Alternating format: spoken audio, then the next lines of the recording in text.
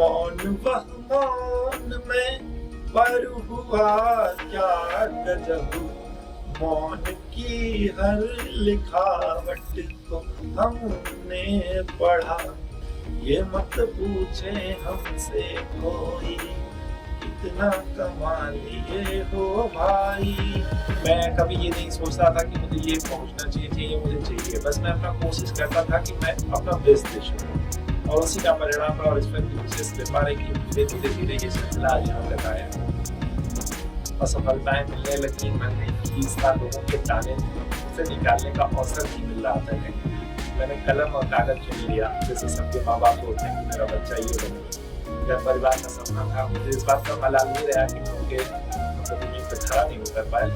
वो हम भी भटक रहे हैं, वो भी भटक रही है, रास्ता निहारे दोनों के नैन थक रहे हैं। बस ढाई हर्फ केवल कहना है यार, लेकिन वो भी अटक रही है। प्रेम जहां में बांटा जाए, उपज रहे जो बेस भाव, उनको थोड़ा छाटा जाए।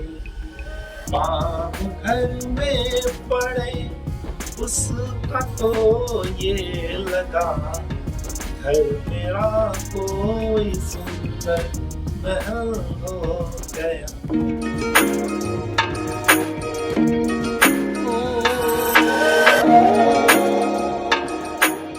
आज हमारे साथ स्टूडियो में उपस्थित है एक ऐसी शख्सियत जो किसी परिचय के मोहताज नहीं है। सोशल मीडिया पे इनकी गजलें, नज़में और कविताएं अच्छा खासा हाइप क्रिएट करती हैं।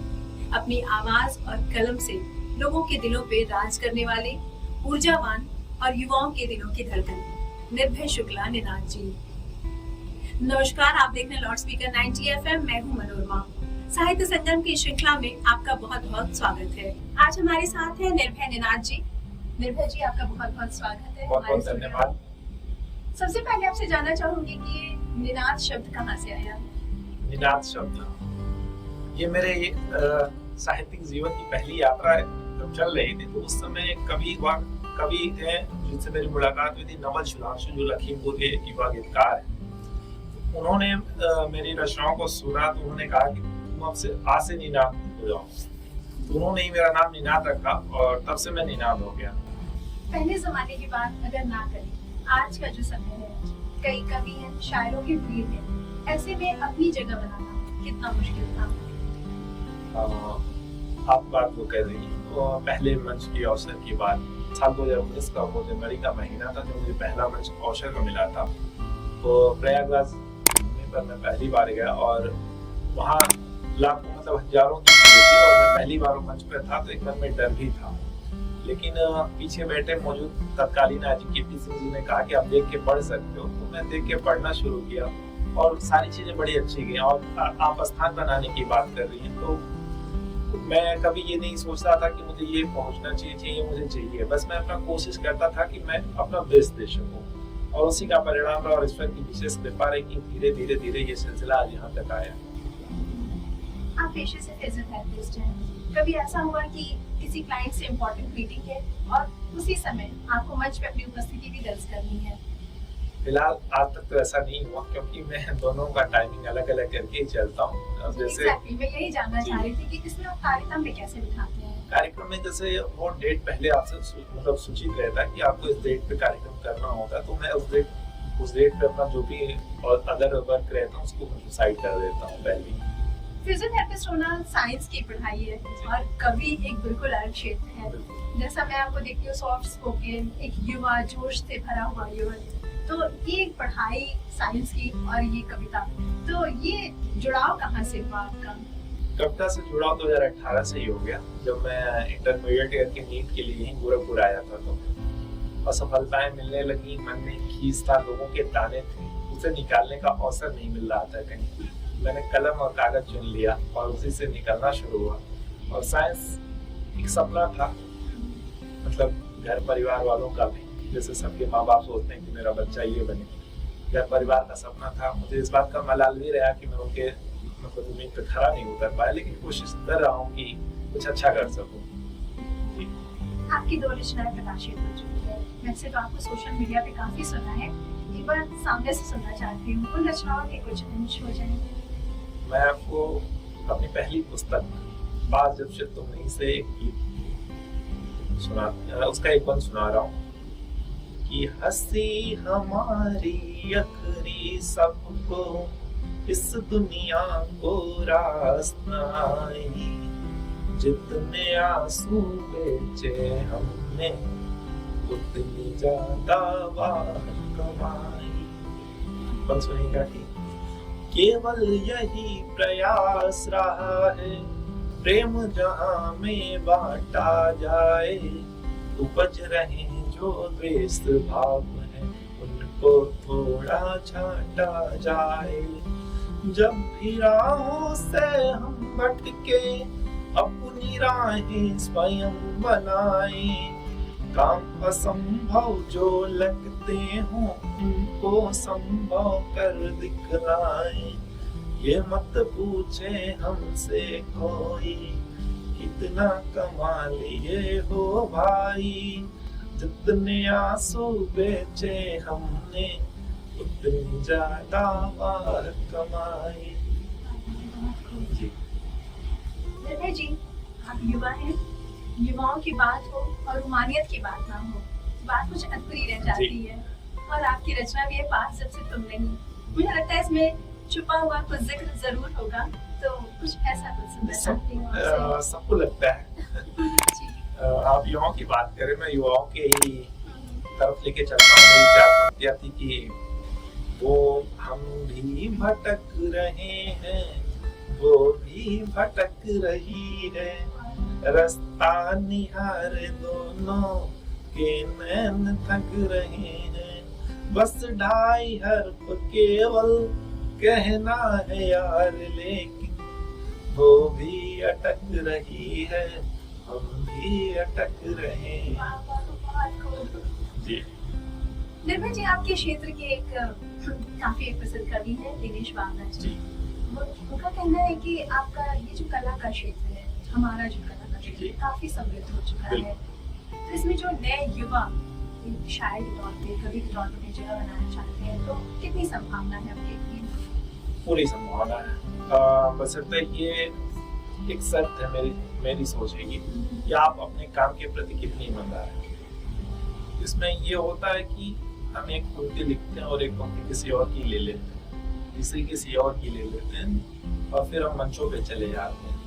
तो अगर आप ऐसे करके जाए तो आप हो सकता हो कि आप ख्याति पा जाए, लेकिन वो ख्याति आपकी लंबे दिनों तक नहीं चलेगी। तो मेरा मानना है कि आप अपने स्वयं से ये प्रश्न करिए कि हमें कहाँ पहुँचना है, और उस हिसाब से फिर आप उसको लिखिए। और निश्चित तौर पर अगर आप ऐसा करते हैं तो एक दिन देर हो सकता है, लेकिन आपको अपनी मंजिल जरूर मिलेगी। विधा की अगर बात करें, आजकल एक ट्रेंड सा चला हुआ है, गद्यात्मक जो कविताएं होती हैं, जैसे पुरानी लीग में चलने वाले जो लोग हैं वो उसको कविता नहीं मानते हैं, जिसे तुकबंदी कहते हैं। आज की कविताओं में तुकबंदी नहीं होती है, तो आपको ये कहाँ तक सही लगता है? वो उसको आप कविताओं की धारा से जोड़ देंगे? नहीं, मैं उन लोगों से सहमत हूँ, लेकिन वर्तमान का जो समय है उसमें हम जैसे व्यंग्यात्मक शैली को उसमें रूप में ले सकते हैं, लेकिन मैं भी उन लोगों से सहमत हूँ कि मैं उसे कविता का रूप नहीं दे सकता जी, क्योंकि कविता के अपने कुछ मानक हैं, अपने कुछ नियम हैं। अगर सारी चीजें हम उसको कविता को मानते चलेंगे, फिर कविता का अस्तित्व ही क्या? जहाँ तक मैं सुनती हूँ, मैं भी बहुत शायरों को सुनती हूँ, आपको सुनती हूँ, क्या आपने भी इस विधा में कुछ लिखा है? गद्य में मैं बहुत कम कोशिश करता हूँ लिखने की। मैं स्टोरी वाइज जरूर लिखता हूँ। वो मेरी कहानी होती है जो अभी एक हाल ही में पुस्तक मेरी आने वाली है, एक लड़की के नाम। तो उसमें मेरा वो पत्रावली संग्रह है जिसमें वो सारे गद्यात्मक चीजें रहेंगी, लेकिन मैं कोशिश करता हूँ कि मैं छंदों में ही रहूँ, इसलिए मैं कविता छंदों में ही, बहरों में ही लिखता रहता हूँ। कहते हैं कलाकार का मन बड़ा नाजुक होता है, वो कला से जुड़ा होता है, लेकिन आजकल जो कला का क्षेत्र है उसमें तकनीकी चीजें बहुत जुड़ गई है। आज के जो शायर हैं, जो कवि हैं, उनका इस तकनीकी दक्षता में सक्षम होना कितना आवश्यक है, कितना जरूरी है? नहीं, सबसे पहले आप जिस दक्षता की बात कर रही हैं वो आप पर निर्भर करता है कि आप किस चीज का चुनाव कर रही हैं। मैं बहुत ऐसे लोगों को जानता हूँ जो डॉक्टर हैं लेकिन कविता कर रहे हैं, इंजीनियर हैं कविता कर रहे हैं। बहुत से ऐसे लोगों को भी जाना हूँ जो अपने पढ़ाई लिखाई को छोड़ के मतलब अपनी जॉब छोड़ के सिर्फ कविता करते हैं। तो ये आप पे निर्भर करता है कि आप करना क्या चाहते हैं। जैसे AI का जमाना है, अभी वॉइस चेंज लोग कर ले रहे हैं, कई लाइंस कहीं और से ऐड कर लेना, ये मेरा मानना इस विषय पर मेरा मानना है कि ये नुकसानदायक है, ये भविष्य के लिए घातक है। AI का ये जो दौर है वो भविष्य के लिए घातक है और निश्चित तौर पे इसका दुरुपयोग हो रहा है और आने वाले दिनों में इसके और अच्छा, अपनी पसंद की कविता जो आपके दिल के बात करे हो। मैंने एक गीत हाल ही में लिखा था। वो गीत शायद मुझे ऐसा लगता है कि वो सारे युवाओं को भी पसंद आए जो इस समय एक नए युगल जोड़े में बंधे हों या फिर किसी से प्रेम करते हों। वो गीत इसलिए भी विशेष है कि क्योंकि कुछ चीजें ऐसी होती हैं जो किसी के आने से बदल जाता है और एकाएक माँ सरस्वती ने मेरे कलम में वो उतारा और मैं वो गीत आपके सामने रख रहा हूँ कि प्रेम में उसके मन ये भगीरथ हुआ, आंखों का पानी खुद गंगा जल हो गया, पाम घर में पड़े उसका तो ये लगा, घर मेरा कोई सुंदर महल हो गया, आंखों का पानी खुद गंगा जल हो। इस गीत के एक एक बंद को अगर आप करीब से महसूस करेंगे तो एक चित्र आपके सामने आएगा कि पार कर हर परिधि बार पर आए जब, प्रेम उसका दिखा आवरण में मेरे, उसकी बातों का मुझ पे असर ये हुआ, उद्धरण हो गया आचरण में मेरे, ये हाथ से उसके जब आचमन कर लिया, रेत जैसा ये तन मन सजल हो गया, आंख का पानी खुद गंगा जल हो गया। दूसरा बात सुनिएगा कि भाव उसके नयन के यही कह रहे, प्रेम का एक आधार हमने गढ़ा, मौन वह मौन में पर हुआ क्या गजब, मौन की हर लिखावट को हमने पढ़ा। और ये पंक्तियां सुनिएगा कि दो कदम साथ में जब चली तो लगा, निर्जला व्रत किया सब सफल हो गया, आंख का पानी खुद गंगा जल हो गया। अच्छा निर्भय जी, शायर या कवि बहुत सारी कविताएं लिखते हैं, लेकिन मैं जहाँ तक मेरा अनुभव है, क्योंकि मैं भी थोड़ा शौक रखती हूँ लिखने का, तो कोई एक कविता एक शेर ऐसा होता है जिसे हम अपने दिल के करीब रखते हैं, जिसे हम शेयर नहीं करते बांटते। ऐसी कोई लाइन जो आपके दिल के करीब हो, जिसको आपने बहुत अपने के अलावा किसी से न बांटा हो? सब जानते हैं करीब है वो मेरे, पर खुदा जानता है बुला रहा हूँ। ये मैं कहीं पढ़ा भी नहीं हूँ। सब जानते हैं करीब है मेरे, पर खुदा जानता है बुला रहा हूँ। तो निर्भय जी, अभी तो ये हमारे सवाल जवाब का दौर था, इसके साथ ही मैं आपके साथ एक रैपिड फायर का सेशन रखना चाहती हूँ। कुछ ऐसी बातें जो निनाद जी के मन में छुपी हैं, जिन्हें दिमाग एग्जैक्टली बोलने नहीं देता है, वो बातें मैं आपके दिल से निकालना चाहूंगी। तो आप तैयार हैं? दो शब्दों में बोलना। आपने पहली कविता कब लिखी थी? डेट? 2018। वाह, ग्रेट। मैंने डेट पूछा लेकिन डेट विद ईयर। हाँ, 6 फरवरी 2018। वाह, बहुत खूब। आपकी प्रेरणा का सबसे बड़ा स्रोत प्रकृति, प्रेम या समाज? प्रेम। अगर आप किसी ऐतिहासिक कवि से मिलना चाहें तो वो कौन होंगे? डॉक्टर कुमार विश्वास। पसंदीदा लिखने का समय? सुबह की शाम बेला या रात की तन्हाई? रात की तन्हाई। आपकी कविताओं में अक्सर कौन सा रंग झलकता है, लाल, नीला या कोई और? कोई और। अगर कवि ना होते तो क्या होते? मालूम। एक शब्द में अपनी काव्य यात्रा का वर्णन करें। कोशिश जारी। बहुत खूब। सोशल मीडिया पे लिखी कविता या मंच पे सुनाई कविता, किसे ज्यादा पसंद करते हैं? मंच पे सुनाई कविता। अगर आपको किसी विषय पर तुरंत कविता लिखने को कहा जाए तो कौन सा विषय चुनेंगे? प्रेम। आपके लिए सबसे मुश्किल शब्द कौन सा है जिसे कविता में पिरोना हो? प्रेम। पास जब से तुम नहीं, किसके लिए? जिसने निर्भय से निर्भय निनाद तक के सफर में हर दफा साथ दिया।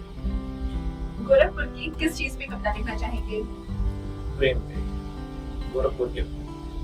जैसा आपको सुना वैसा पाया।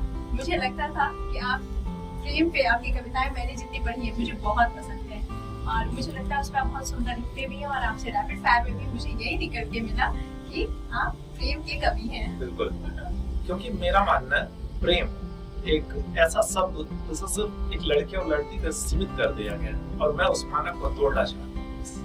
मेरी कोशिश है कि प्रेम इन सिर्फ दो लोगों के बीच में न बांधा जाए, क्योंकि प्रेम एक ऐसा अनंत है जिसमें एक अनंत खुद अनंत में समा जाए, लेकिन प्रेम को शब्दों में समाहित नहीं किया जा सकता। और मैं उसी प्रेम को जीना चाहता हूँ और उसी प्रेम को बांटना चाहता हूँ और उसी प्रेम को बांटते हुए उसी गाँव में मैं जाना चाहता हूँ जहाँ जन्म लिया।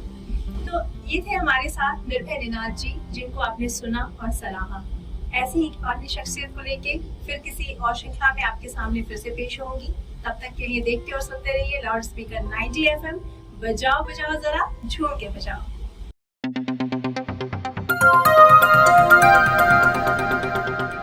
बजाओ जरा झूम के बजाओ, बजाओ बजाओ जरा झूम के बजाओ।